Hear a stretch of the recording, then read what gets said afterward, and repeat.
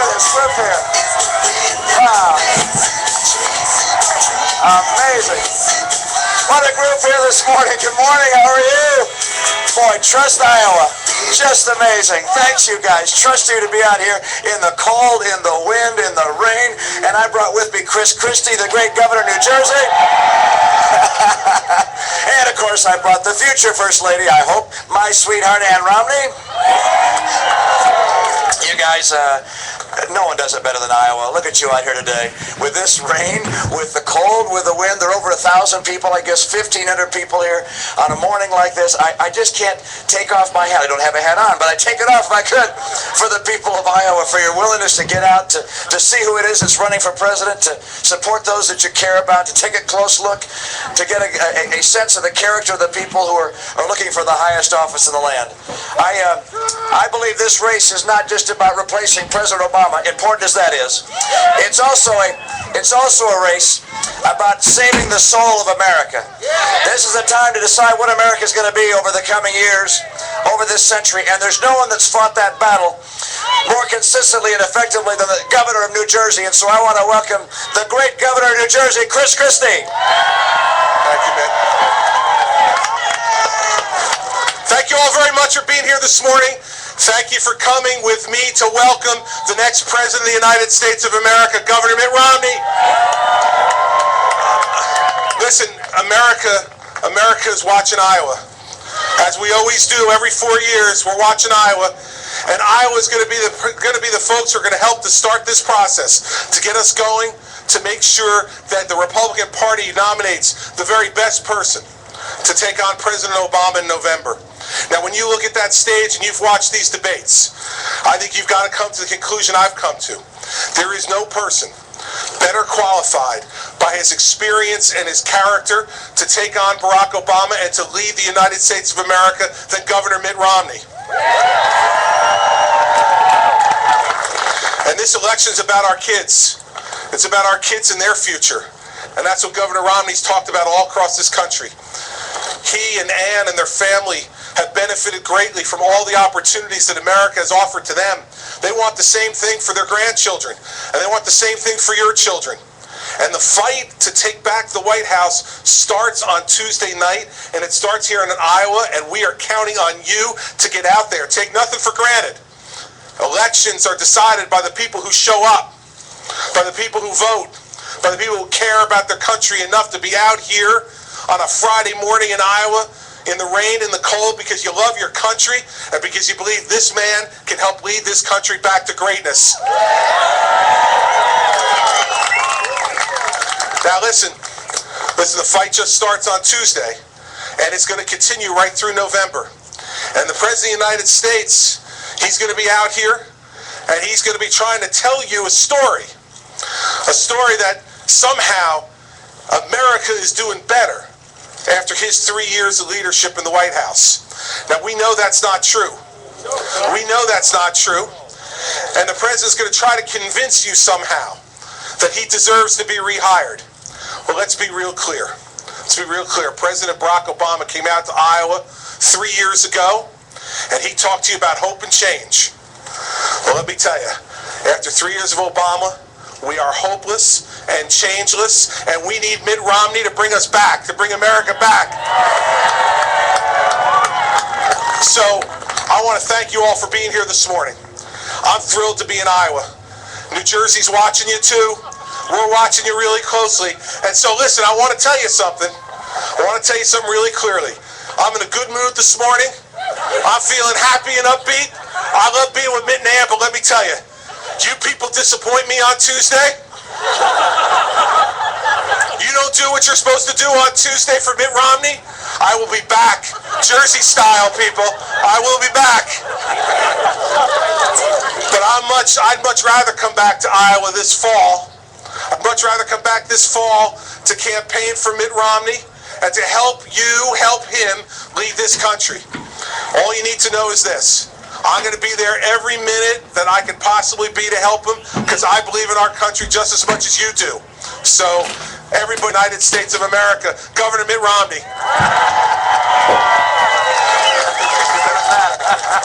What a guy that guy is. Isn't he amazing? Gosh, we're so lucky to have him in our party and leading a great state like New Jersey, fighting the battles to take back America. This morning I have, someone I met in high school with me. I went to a party at Stu White's house. I'd seen the girl in elementary school, but she was in the 2nd grade. I was in the 4th grade, so I didn't pay a lot of attention at that point. But when she turned almost 16, I thought she was pretty interesting. And I went over to her. She'd come with someone else. Someone else brought her a ride to the party. And I went up to him and I said, look, I live closer to Ann than you do. Why don't I give her a ride home for you? And he said, okay. And we've been going steady ever since. My sweetheart, Ann Romney. I got one. Thank you all. Mitt and I are really just thrilled to see a mic that works. To see you all here. It is cold here. It's windy. People that are maybe watching this on television don't know how brave you all are to be here. And there's quite a brisk wind up here, so thank you all for coming. I want to express something to you that is deep in my heart, and that is my love of America and knowing that that is why you're here too. You're not here for any other reason except that you love America. And we are concerned about the direction the country's going. And we hear you. We know what you're feeling. And we understand that there is someone that is coming that is going to help you. And I have all the confidence in the world in this guy standing next to me. The parts that I can tell you about him are the parts you might not ever hear about. And that is how he's been as a husband and as a father. And to me, that's what really matters. To me, it matters. You never know what decisions are going to be made in the White House. So you really want to understand the character of the man. And this is the man that stands by and does the right thing always. He's been with me for 42 years. We have 5 children, 16 grandchildren, and I trust him implicitly. And I trust that he will always do the right thing, and he'll do the hard thing. And so with all the confidence in the world, I can recommend that this is going to be one of the greatest presidents ever. The next president of the United States, Mitt Romney. Thank you, sweetheart. Now, there's an entirely unbiased endorsement. I want you to know there. You guys. Now, over there's a sign. What does it say? In Obama we trusted. Now our economy is busted. You got it right, brother. Boy, you put that together. That is really something. You know, the other day, President Obama said, it could be worse. That was his line. It could be worse. Can you imagine hearing that from a pessimistic president? It could be worse. That goes down with Marie Antoinette. Let them eat cake. He's in Hawaii right now. We're out in the cold and the rain and the wind because we care about America. He's out there. He just finished his 90th round of golf. We got 25 million Americans that are out of work or stopped looking for work or are underemployed. Home values have come down. The median income in America in the last 4 years has dropped by 10%. Do you want more of Barack Obama? No. Do you want more of Obamacare? No. Do you want promises of higher taxes? No. Do you want the mounds of regulation that he's putting on the financial services sector and the healthcare sector and manufacturing? No. Is it time to have a real change in Washington? I represent a very dramatic change from what you've seen over the past 3 years. I haven't spent my life in Washington. I spent my life in the private sector. I'm smart enough to get out of the rain, but I still spent my life in the private sector. And I know how the economy works. I want to use that experience and that skill to get the economy working for the American people again. And why do this? Why would I get in the middle of this? It goes back to my early days with my mom and dad. When I was a kid, they put us in the Rambler. That was our car, and we drove around to the national parks. My mom and dad wanted me to fall in love with America, and fall in love I did. I saw the mountains and the canyons and the amber waves of grain. I love America. And between the stops at the various national parks, Mom would read to us from books about the founding of the country, and Dad would talk about the founders. There's a hymn that I love, "Oh, beautiful for spacious skies, for amber waves of grain." I think corn qualifies as amber, so I'll call that part of the amber waves of grain. There's another verse, though, however, that's important as well. It says, "Oh, beautiful for patriot dream that sees beyond the years." The idea was that the patriots and their vision for America was not just for their time. but for permanence. That America and the foundation of this country would not just be a short experience, but something that would last over a long, long time, even to our days. It would see beyond the years into our times. I believe in the principles upon which this country was founded. I believe that freedom in being able to choose our elected representatives is one of those key principles, and I also believe in opportunity. When the founders crafted the Declaration of Independence, they said that the Creator had endowed us with certain unalienable rights, among them life, liberty, and the pursuit of happiness. And that pursuit of happiness means that we are free in America to choose our course in life. We can choose to do what we want to do. We're a merit society, an opportunity society. By virtue of our education and our hard work, our willingness to take risk, our dreams, we can accomplish whatever we hope to accomplish. And by virtue of our success individually, we lift one another and lift the entire society. America's freedoms and our opportunity nature has made this the most powerful nation in the history of the earth. But this president and the people around him, they have a different vision. They think instead of being an opportunity nation and a merit society, we should become an entitlement society, where government takes from some to give to others, where we would replace ambition with envy. They would poison the American spirit with class warfare. We want to return to the principles that made America the hope of the earth and the strength of the earth. I believe in America, I believe in freedom and opportunity, and that's what we're going to bring back to this nation.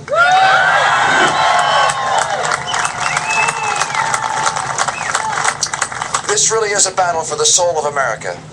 The question is, what kind of America are we going to be? What kind of land are we going to give to our children and to their children? I'm convinced that if we stay on the course we're on, you're going to see America hit a wall like they've hit in Europe. You're going to see us have the experiences that you've seen in Greece and Italy. That's not acceptable to me.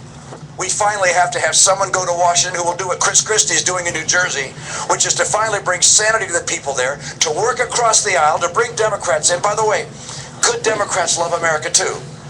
I do remember, however, what Ronald Reagan said. He said, it's not that liberals are ignorant. It's just that what they know is wrong. And so we have to educate them from time to time and make sure that they understand how we can work together to get America back on track. I will do that. I'm not a lifelong politician. I didn't spend my life in the political world. I didn't spend my life in Washington, D.C.